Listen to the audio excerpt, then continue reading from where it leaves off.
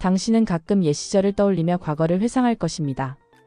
자녀들이나 손자 손녀들에게 과거에는 사정이 훨씬 좋았다는 이야기를 들려주곤 할 것입니다. 하지만 과거가 그토록 좋았다거나 심지어 더 나을 이유가 있을까요? 그래도 지금 우리는 과거와 달리 모든 것을 넘치도록 가지고 있지 않은가요? 언뜻 보기에는 이런 감정이 느낌에 불과한 것처럼 보이지만 자세히 들여다보면 모두 사실이라는 것이 밝혀집니다. 실제로 우리 생활은 가정, 직업 등 과거에 비해 훨씬 더 분주해졌지만 여유는 더 없어졌거든요. 아주 옛날에는 경쟁을 토대로 하는 화폐 질서가 자리하고 있었습니다. 사람들은 금화나 은화를 지불 수단으로 사용하거나 그것을 대신해 보관증을 썼어요. 국왕은 시민들의 삶에 거의 개입하지 않습니다. 세금은 도시의 안전을 확보하는 데 쓰이고 있었지요. 국왕은 조세 수입으로 군대를 부양하고 시민들의 재산을 외부의 침입으로부터 안전하게 보호합니다. 안전한 생활을 영위하는 도시 시민들은 미래지향적으로 생각하면서 검소하게 살아갑니다. 어떤 사람이 돈을 빌릴 일이 있을 때면 반드시 또 다른 누군가가 필요한 자금을 미리 저축해둬야 합니다. 사람들은 위급한 상황에 한해서만 대출을 받아요. 그들은 돈을 빌리기보다는 오히려 필요한 자금을 미리 저축해두는 경향이 있습니다. 도시에 사는 사람 대부분은 선절약, 후소비 방식으로 살아가고 있었어요. 사람들이 왜 이렇게 행동하는지는 쉽게 이해할 수 있습니다. 그건 장기적으로 물가가 떨어지는 경향을 보이기 때문이죠. 이는 시간이 흐를수록 화폐의 구매력이 조금씩 증가한다는 것을 의미합니다. 왜냐하면 재화 생산은 지속적으로 늘어나는 반면 통화량은 아주 근소하게 금이나 은이 새롭게 채굴되어 늘어나기 때문입니다. 상품 가격이 오르지 않기 때문에 불필요하게 빚을 내고 그로 인한 이자를 부담하는 것은 아무 의미도 없고 전혀 이득이 될 것도 없습니다. 저축하는 것은 복잡하지 않고 아주 간단한 일이기도 합니다. 그리하여 사람들은 노후를 대비하고 자손에게 물려주기 위해 모아둔 금화를 지하실에 묻었습니다. 이 도시에서는 사람들이 빚을 거의 지지 않는 데다 통상적으로 생산량보다 소비량이 적기 때문에 자본과 부가 늘어납니다. 작은 도시의 사람 중에 국왕이 지급하는 사회보장기금을 받아야 할 처지에 있는 사람은 거의 없습니다. 작은 도시에서는 사람들이 거의 부채를 지지 않습니다. 기껏해야 기업가들과 상인들이 자금을 조달하기 위해 대출하는 정도입니다. 당연히 도시의 전체적인 이자 부담도 높지 않습니다. 이자 부담이 낮으면 낮을수록 주전자 안의 압력도 낮아집니다. 바로 이런 이유로 도시는 전혀 분주하게 돌아가지 않습니다. 그러던 어느 날 존 로라는 남자가 국왕을 방문합니다. 존 로는 국왕에게 금 보관창고 사업과 더불어 실제로 존재하는 금보다 많은 양의 보관증을 발행하는 것을 허용해달라고 제안했어요. 그러면서 추가로 발행되는 보관증은 통화량을 증가시키게 될 것이라고 말합니다. 동시에 그는 이른 시일 안에 금이라는 미개한 유물을 내던지고 진보적인 화폐를 도입해야 한다고 조언합니다. 화폐는 저렴한 비용으로 쉽게 양을 늘릴 수 있어 국왕에게 큰 이익을 가져다 줄 것이라는 말도 덧붙였어요. 존 로는 계속해서 국왕에게 조언합니다. 무에서 대출 자금을 만들어내면 사람들은 더 이상 예전만큼 저축을 많이 할 필요가 없고 그들의 욕구를 즉각 충족시킬 수 있을 것이다. 통화량 증대를 통해 추가로 투자하는 데 필요한 자금을 충당할 수 있으며 일자리도 창출된다. 저렴한 이자가 경제에 활기를 불어넣을 것이고 국왕 본인도 대출받을 수 있다. 대출받은 돈으로 시민을 위한 다양한 복지정책 자금을 마련할 수 있을 것이다. 이 정책들은 사람들의 관심을 다른 곳으로 돌려놓을 수 있다. 이렇게 하면 시민들이 국왕에게 의존하도록 만들 수 있다. 라고 말입니다. 국왕의 입장에서 보았을 때 다른 것보다 더 중요한 사실은 국민이 자신에게 의존하게 된다는 것입니다. 존 로의 제안에 따라 국왕은 금화를 모두 회수해 갓 찍어낸 지폐로 교환했어요. 금을 거래하거나 보유하면 처벌받는 법도 제정했답니다. 이후 화폐 인쇄기는 멈추지 않고 밤새 돌아갔으며 새로운 지폐가 널리 퍼져나갔습니다. 은행들은 이제 부분 준비금 시스템 덕분에 무에서 돈을 만들어 유리한 조건으로 기업에 대출해 줄 수 있게 되었어요.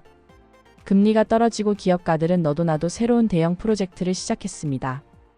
경기가 호황을 이루자 임금, 주식, 부동산 등 거의 모든 것의 가격이 오르기 시작하면서 노동자와 기업가, 은행가, 주식 투자자, 국왕 모두 만족하는 상황이 펼쳐졌어요. 사람들은 모두가 그리 큰 노력을 기울이지 않아도 자신의 재산이 비약적으로 늘어날 것이라고 믿어 의심치 않았어요. 대출 확대를 통해 인위적으로 발생한 호황기가 지속되는 동안 언론은 열정적으로 경제호황을 찬양합니다. 하지만 그러는 사이에 과거에 그토록 여유가 넘쳤던 작은 도시의 사람들은 육체적, 정신적 한계에 도달했어요. 많은 사람이 외부에서 빌린 값싼 돈으로 무장해 무책임하게 행동합니다. 새롭게 만들어진 돈으로 단기적인 투자 행위를 비롯해 신문, 헤드라인을 장식하는 기록적인 기업 인수합병 자금을 조달했어요. 거의 10병을 방불케 하는 축제 분위기와 엄청난 낙관론이 사방으로 확산됩니다. 사람들 눈에는 아주 짧은 시간 안에 막대한 이익을 얻는 것이 가능한 일처럼 보이고 충분히 그럴 가치가 있는 일로 비쳤어요. 더 이상 잘 살기 위해서 힘들게 일하고 절약하며 성실하게 생활할 필요가 없습니다. 화폐 시스템의 변화가 가져다준 뜨거운 대출의 열기 속에서는 단 몇 번의 주식 투자나 과감한 투자를 감행하면 하룻밤 사이에 부자가 될 수 있습니다. 그러나 행복도 잠시뿐 오래 지나지 않아 최악의 결말이 찾아왔어요.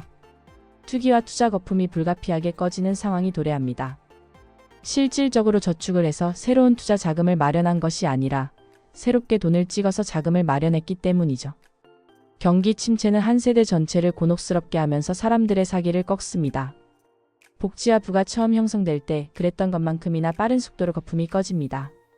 갑작스럽게 찾아온 빈곤 속에서 유달리 혹독한 어려움을 겪게 된 사람들은 도덕적 원천마저도 내던집니다. 이제 작은 도시에서 되풀이되는 호황과 침체기는 사회적으로 치명적인 영향을 미칩니다. 정말로 놀라운 일입니다. 새로운 화폐 질서가 이 모든 일들을 초래할 수 있다는 것이요. 바로 그 순간 국왕과 존로가 사람들의 불행을 바라보며 숨죽여 웃습니다.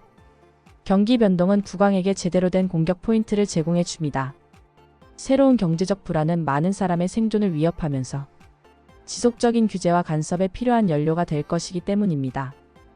국왕에게는 다시 새로운 과제가 생겨납니다. 은행과 보험사를 규제하고 실업자 지원 같은 국가적인 지원 시스템을 마련해 어려움에 처한 대기업을 구제하는 일이죠. 알다시피 그런 대기업의 사활에는 사람들의 수많은 일자리가 걸려 있습니다. 기업은 비교적 빠른 속도로 민간 대출에 손을 뻗지만 일반 시민이 그곳에 접근하기까지는 상당한 시일이 걸립니다. 그러나 물건과 서비스 가격이 멈추지 않고 상승하는 데다 추가적인 자금으로 인해 금리가 낮아졌기 때문에 사람들은 생각을 바꾸기 시작합니다. 과거와 다름없이 무언가를 장만하기 위해 저축을 하는 사람들은 이제 물건을 장만하는 데 필요한 돈을 모으는 속도보다 더 빠른 속도로 물건 가격이 오르는 것을 경험해야 합니다. 이와 달리 주저하지 않고 빚을 지는 사람들은 승자인 것처럼 보입니다. 신중한 사람들이 아직 저축하고 있는 사이에 그들은 이미 집을 장만하고 온갖 물건을 삽니다. 그리고 그들 집과 물건의 가치는 지속적으로 상승합니다. 지하실에 모았던 금을 모두 내놓고 새로운 지폐를 받습니다. 국왕은 계속해서 새로운 돈을 찍어내고 은행은 무에서 만든 돈으로 대출을 해줍니다. 그 결과 물가는 여느 때처럼 지속적으로 떨어지는 것이 아니라 지속적으로 올라가기 시작합니다. 근검절약, 신중함, 장기적인 사고와 계획이 더 이상 가치를 지니지 못합니다. 이런 상황에서 국왕은 공적연금 제도를 도입합니다. 보통 시민을 위한 매우 적절한 조치처럼 보이는 공적연금 제도는 분담 원칙에 의거해 돌아갑니다. 현역으로 일하는 국민이 국왕에게 분담금 세금을 내면 국왕이 연금 수급자들에게 그 돈을 줍니다. 시민들은 이 시스템을 크게 반깁니다. 현금 자산을 보유하는 건 점점 매력을 잃어갔고 이제는 저축해서 필요한 돈을 마련한 다음에 부동산이나 주식 등의 자산을 획득하는 것이 아니라 일단 대출받아서 그 돈으로 자산을 먼저 구입합니다. 이어서 물가가 지속적으로 상승한다면 대출로 인해 발생한 부채의 가치가 떨어집니다. 이렇게 획득한 자산들은 담보로 사용하기에 최적입니다. 사람들은 이 자산을 담보로 제공한 뒤 또 대출을 받아 가격이 오르기 전에 더 많은 물건을 구입합니다. 이렇게 되자 실물 자산이 과거, 즉 금이 화폐로 사용되던 시절보다 훨씬 더 매력적인 대상으로 변모했습니다. 이를 통해 실물 자산의 가격은 다른 상품이나 서비스 가격, 특히 임금과 비교하면 더 큰 폭으로 오릅니다. 이로써 이전에 아버지가 집을 장만하기 위해 10년간 저축했다면 아들은 꼬박 20년간 일해야 가격이 오를 대로 오른 부동산을 구입할 수 있게 되었습니다. 저축해서 재산을 마련하는 데에 걸리는 시간이 점점 더 길어지며 사회적인 신분 상승도 어려워지기 시작했습니다. 부동산이나 주식 같은 다른 자산을 보유한 사람들은 유리한 위치에 삽니다. 자산 가격이 폭발적으로 상승하기 때문이죠. 그리고 이미 실물 자산을 보유하고 있는 사람들은 그것을 담보로 삼아 가격이 오르기 전에 더 많은 부동산과 주식을 더 구입할 수 있습니다. 반면 하위 계층이나 중위 계층은 이런 물건들과 자산을 손에 넣기가 점점 더 어려워집니다. 새로운 화폐 질서는 사회를 분열시키며 많은 자산을 보유한 부자들과 자산을 보유하지 못한 가난한 사람들, 두 계층의 갈등을 점점 심화시킵니다.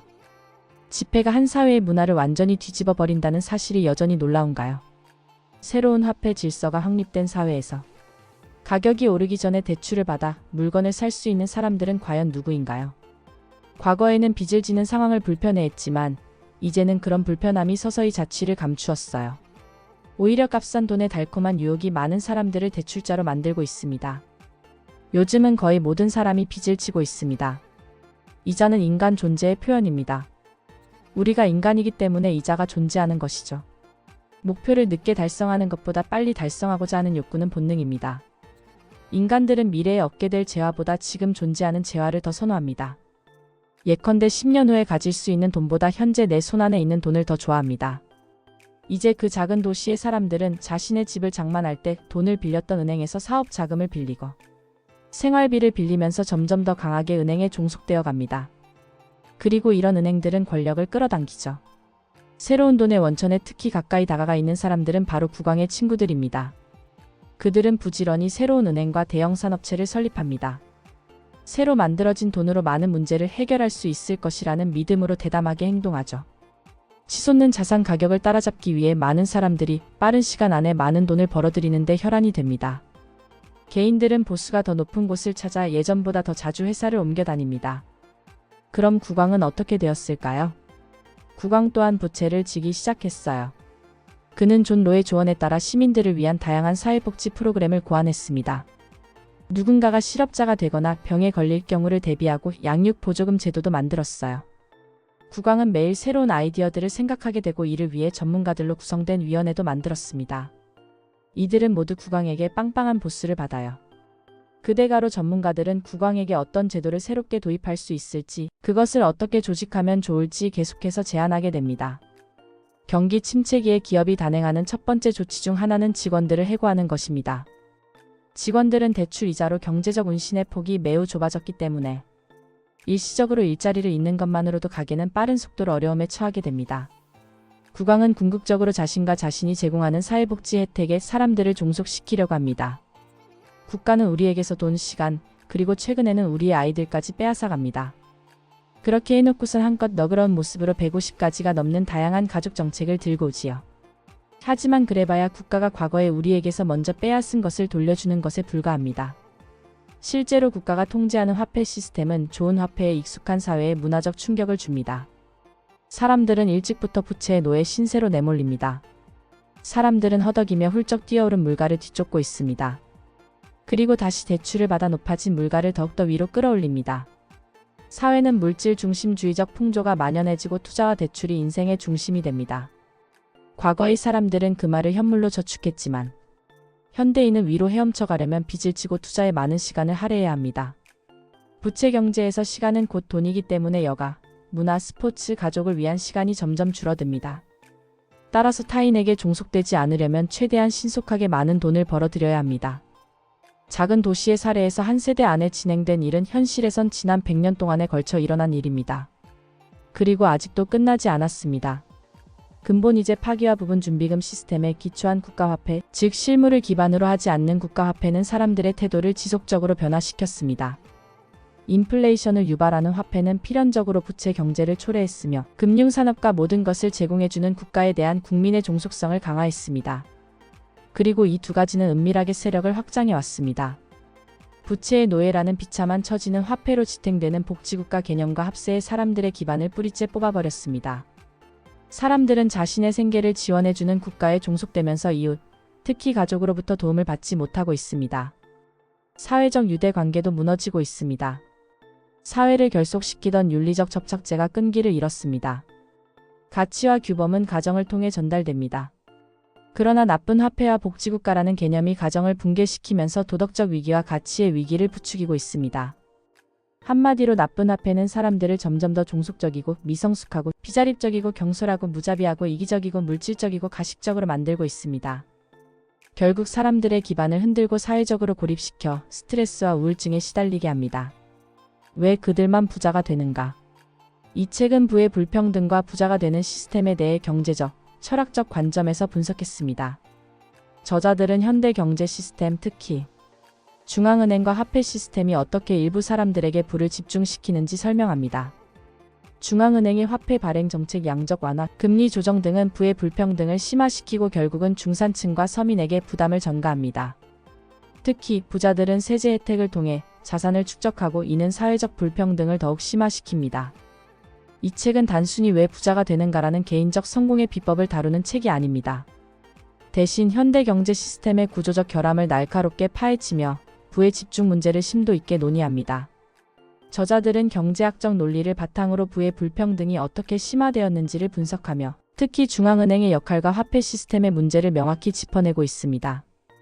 특히 일반 독자들이 이해하기 어려운 경제 개념을 사례와 비유를 통해 쉽게 풀어냈다는 점이 인상적인데요.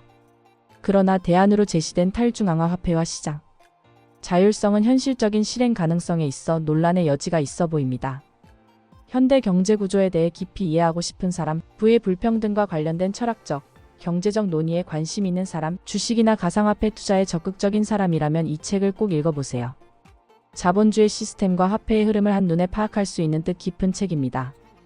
이 책을 읽을 시간이 없다면 위 영상을 여러 번 반복 시청해주세요. 이 책에서 이야기하는 전반적인 자본주의 시스템이 알기 쉽게 설명되어 있습니다. 지금 우리가 살고 있는 자본주의 시스템을 적극 활용해서 빠른 시간 안에 부자가 되시길 응원하겠습니다. 오늘도 부자도서관이 준비한 내용이 도움이 되셨다면 좋아요와 구독을 해주세요. 감사합니다.